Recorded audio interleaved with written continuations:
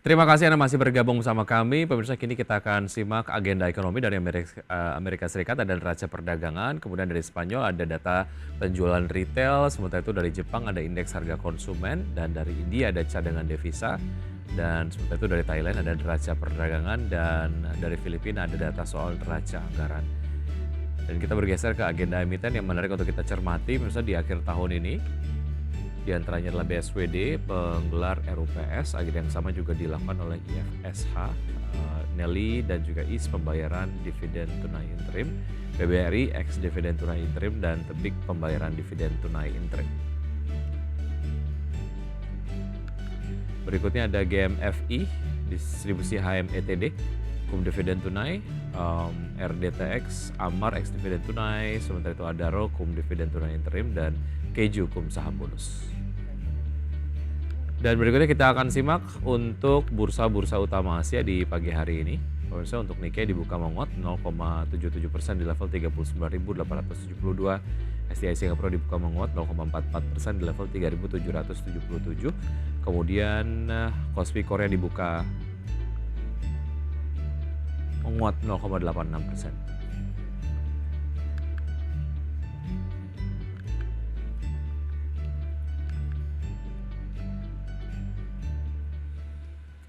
Dan pemirsa, bicara mengenai sektor-sektor yang pergerakannya cukup mendapatkan perhatian dari investor, kita akan sampaikan 5 sektor dengan kinerja terlemah sejak awal tahun 2024 dan sektoral tahun berjalan secara year to date. Transportasi dan teknologi melemah 20%, teknologi melemah 10%. Seperti Anda dapat saksikan di layar televisi, pemirsa. Kemudian untuk perindustrian melemah 7%, infrastruktur melemah 7%, dan barang baku melemah 5%.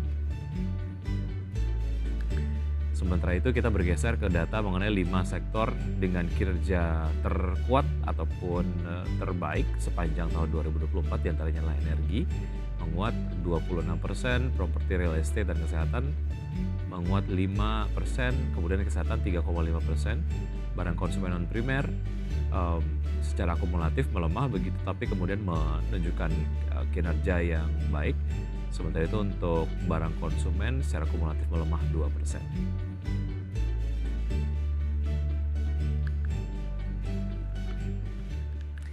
Dan untuk berbincang pagi hari ini kita sudah terhubung dengan Mas Praska Putrantio, CEO dari Advisor.id. Selamat pagi Mas Praska.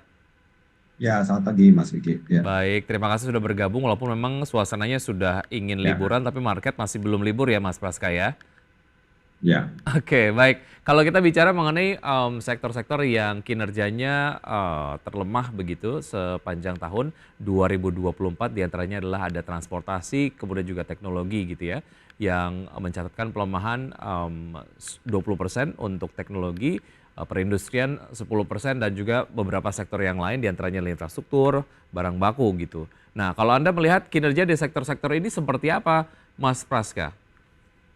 ya, baik. Jadi kalau saya memang di sini saham-saham dari apa 5 sektor tadi ya, terutama yang paling cukup anjlok kan transportasi logistik, kemudian disusul oleh teknologi ya, 2 sektor ini. Kemudian baru terakhir tadi ada kita bicara perindustrian dan juga barang baku ya, secara akumulatif year to date sampai per 24 kemarin.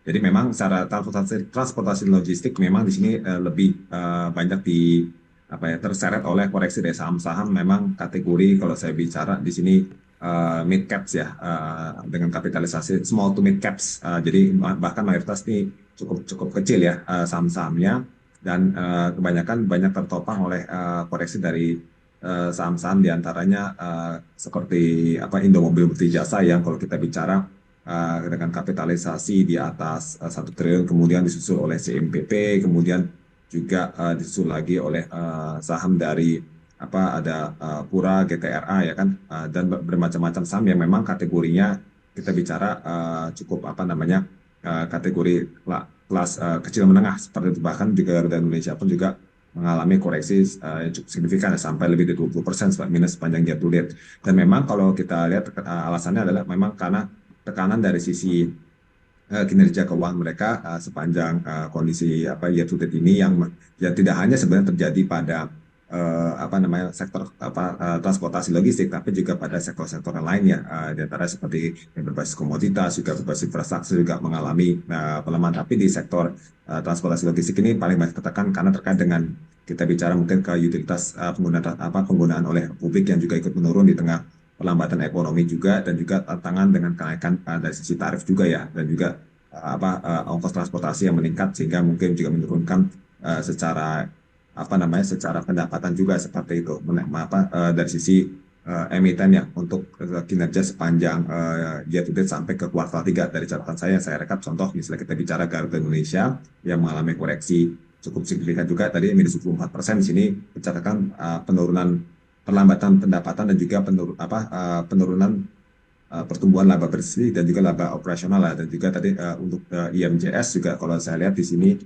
juga mengalami perlambatan kinerja ya sepanjang year to date, yaitu di mana terjadi pada sektor uh, transportasi logistik. Dan juga kemudian disusul yang kedua dari sisi teknologi. Nah, teknologi ini kita bicara tidak lepas dari tekanan pada saham-saham seperti Buka, kemudian GoTo yang juga banyak terkoreksi sepanjang tahun berjalan ini. Meskipun secara performa untuk GoTo tampak membaik ya, akhir-akhir ini kita bicara satu kuartal terakhir, tapi tekanan sepanjang year to date ini terutama untuk saham Buka ya, sampai 44% year to date ini, dan juga MTEK ya, meskipun MTEK membaik, tapi kita bicara sepanjang kumulatif year to date ini masih mencatatkan pelemahan karena memang kinerjanya baru tampak membaik nih sepanjang kurang lebih satu atau dua kuartal terakhir. Tapi sepanjang kalau saya amati year to date ini masih belum menunjukkan pemulihan yang cukup signifikan, baru kurang lebih satu atau dua kuartal terakhir, kurang lebih seperti itu Mas Vicky. Oke, kalau kita lihat dari beberapa sektor yang tadi kita sudah sempat sampaikan terkait dengan sektor-sektor yang kinerjanya melemah lah ya di sepanjang tahun Ya. 2024, dan menurut analisis Anda juga beberapa indikator sudah disampaikan. Artinya kalaupun memang secara proyeksi tahun 2025, apakah sektor-sektor yang tadi kita kemudian bahas akan menunjukkan rebound ataupun mungkin kinerja yang lebih positif di sepanjang tahun 2024, Mas Praska? Ya, kalau saya amati tergantung dari kondisi makroekonomi ya. Kalau memang tadi tekanan eksternal masih cukup tinggi dan ketidakpastian di dalam negeri, terutama di masalah perlambatan permintaan akibat mungkin masalah faktor PPN dan juga mungkin faktor-faktor yang lainnya ya, di mana inflasi kan juga menunjukkan tren pelambatan terus ya, meskipun bunga sudah diturunkan, tapi kita lihat sini permasalahan pada daya beli, isu masalah PHK dan sebagainya.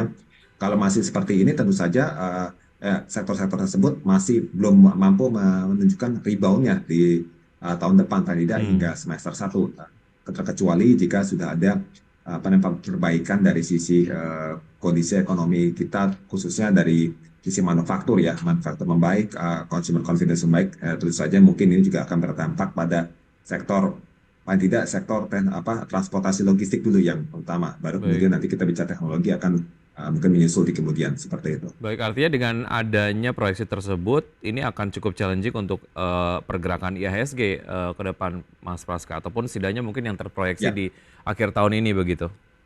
betul. Untuk jangka pendek ini, utama akhir tahun, memang pergerakan IHSG sangat masih jauh dari harapan untuk window dressing menurut saya, karena kita bicara dari data sepanjang year to date sendiri, maksud saya month to date masih minus 0,68 ya, alias sepanjang tahun berjalan pun IHSG juga masih minus ya kan, masih minus 2,84%, tertahan di level 7.000. Jadi untuk comeback sampai menciptakan window dressing itu harus di atas 7.100 nih, masih challenge-nya cukup berat. Tersisa cuma dua hari ya, hari ini dan juga tinggal hari Senin besok, kira-kira seperti itu. Baik, Brand dan juga Goto menjadi dua saham pemberat pergerakan IHSG, sehingga kemudian IHSG pada penutupan perdagangan di hari Selasa berada di level 7.065, melemah 30,69 poin Ya, atau 0,43% begitu ya. Oke, ya. untuk sektor-sektor tadi yang kita sudah bahas, untuk yang kemudian kinerjanya menunjukkan kinerja yang negatif, artinya hal yang kemudian bisa dimanfaatkan terkait dengan sektor-sektor itu hanya jangka pendek saja, dimanfaatkan volatilitas sesaat begitu untuk bisa trading harian, atau secara potensial jangka panjang misalnya begitu Anda mungkin akan melihat kinerja yang positif dan ini secara gap juga bisa dimanfaatkan, Mas Praska. Ya, kalau saya melihatnya sebenarnya yang tadi banyak tertekan itu lebih cenderung ke arah spekulasi ya. Hmm. Jadi momentum jangka pendek saja tekanan pada harga sama koreksi. Jadi investor bisa memanfaatkan istilahnya bargain hunting untuk mencari level support baru, tapi tetap untuk hold waktu lebih lama perlu memperhatikan Mhm. khususnya prospek dari sektor industri tersebut ya. Kalau kita bicara contoh misalnya transportasi kemudian ke barang baku ya kan, barang baku ini juga cukup terdiversifikasi kan, nggak cuma pada apa namanya logam saja tapi bermacam-macam seperti itu. Jadi perlu banyak hal yang diperhatikan oleh investor kalau mau memegang untuk jangka waktu yang lebih lama. Tapi untuk jangka pendek menurut saya investor bisa melakukan dengan pola lebih pada spekulatif way pada posisi support yang menarik untuk dicermati seperti itu. Baik, dari 5 sektor dan kinerja terlemah selama tahun 2024, kita bergeser ke 5 sektor dan kinerja terkuat sejak awal Ya. tahun 2024. Di antaranya adalah sektor energi yang menguat sejauh ini 26%, kemudian properti dan real estate 5%, kesehatan 3,5%, barang konsumen dan non primer, kemudian juga barang konsumen primer. Walaupun kemudian secara data akumulatif ataupun data yang bisa dilihat tadi di grafis melemah minus 2% begitu, tapi mungkin secara akumulatif menunjukkan kinerja yang baik. Kalau kita lihat dari sektor-sektor ini seperti apa? Apa yang kemudian menyebabkan sektor-sektor ini nampaknya cukup favorable di mata investor, Mas Praska? Ya, kalau kita mungkin saya ambil contoh dari sektor maksud saya energi yang paling terbesar ya. Mhm. Penguatannya kan ya terlihat energi, kemudian disusul oleh di sini apa namanya properti real estate ya, dan juga terakhir ke kesehatan. Nah, untuk sektor energi sendiri memang banyak ditopang oleh saham-saham, terutama dari PTRO ya, kapitalisasi besar. Tentu saja pasti pengereknya kapitalisasi besar ya, seperti PTRO, kemudian juga Adaro ya. Nah, penguatan Adaro kan juga turut mendongkrak menurut saya karena di sini sama Adaro juga seperti positif juga, tapi paling terbesar penguatan oleh PTRO, kemudian diikuti oleh Pegas dan juga Delta Dunia Makmur atau DOIT seperti itu. Jadi memang optimisme pada sektor energi, terutama energi berbasis migas ya, di sini menurut saya masih cukup, dan batu bara ya. Meskipun batu bara di sini terakhir-terakhir agak sedikit koreksi ya di kuartal 3 ke 4 ya, agak berbeda dengan biasa ekspektasi di akhir tahun bisa naik, nih sekarang agak berbaik turun, tapi pada energi migas masih agak cukup optimis, sehingga membuat itu yang menopang penguatan saham-saham di sektor energi seperti itu, ditopang saham-saham sektor migas. Kemudian kalau kita bicara properti, penyokongnya itu yang tidak lain adalah utama ya PANI ya seperti itu, karena dari yang lain-lain kan properti cukup jatuh semua ya. Kita bicara Bumi Sapung Damai, Sumarekon, Ciputra yang kita bicara masuk Kompas 100 sebagai contoh misalnya, di sini semua mengalami koreksi sepanjang year to date. Tapi untuk PAN dan Kija ya di sini yang kalau saya rasa secara market cap PANI yang terbesar ya. Kalau Kija mungkin masih di bawah yang lain-lain. Tapi Kija di sini juga cukup menjadi kuda hitam, memang menguat di semester 2 ya, naik cukup signifikan sehingga year to date hapus 1%. Tapi untuk PANI ya, Pantinda Cup 2 dengan proyek PIK 2 ya, ini membuat saham PANI terbang cukup tinggi dengan Baik. return mencapai 230%, apalagi dengan kapitalisasinya mencapai sekitar 27 triliun. Ini kan membuat sektor tadi properti menjadi terdongkrak kira-kira seperti Baik. itu. Jadi ini memang penguatan pada saham-saham tertentu sehingga membuat sektor-sektor tersebut mengalami penguatan signifikan. Terakhir juga kita bicara kesehatan ya, kesehatan di Hmm. sini kan menguat juga sekitar 3,68%. Dan ini terangkat oleh kenaikan dari saham yang cukup berkapitalisasi besar, yaitu SRAJ dan Silo ya. Mhm. Jadi SRAJ dan Silo ini masing-masing naik sekitar 683% ya. Untuk SRAJ, Baik. Sejahtera Raya Nugraha Jaya, dan juga Silo Siloam International ini naik sekitar 38%. Jadi dua emiten ini cukup menyumbang kontribusi positif ya pada saham-saham di sektor di kinerja sektor kesehatan Baik. seperti itu. Kalau Baik. secara kinerja bagaimana? Secara kinerja sebenarnya mereka melambat, tapi di sini mungkin lebih kepada optimisme investor pada prospek Hmm. emiten tersebut sehingga membuat kinerja cukup signifikan, terutama di SRAJ yang memang juga inline membaiki kinerja, diikuti dengan kenaikan signifikan pada harga sahamnya. Baik, Demikian Mas Diki. yang menarik adalah sektor kesehatan yang menunjukkan kinerja sejauh Ya, ini secara year to date begitu cukup ya, positif. Karena beberapa waktu yang lalu pasca pandemi banyak yang memproyeksikan kinerja dari sektor kesehatan tidak akan terlalu perform, tapi begitu masuk 2024 sejauh ini bergerak positif begitu ya. ya, Baik, lalu bagaimana ya. rekomendasinya terhadap sektor-sektor tadi, plus juga nanti kita akan bahas saham-saham pilihan dari Anda, Mas Prasetya. Kita akan bahas usai jeda berikut ini, dan pemirsa tetap bersama kami akan segera kembali.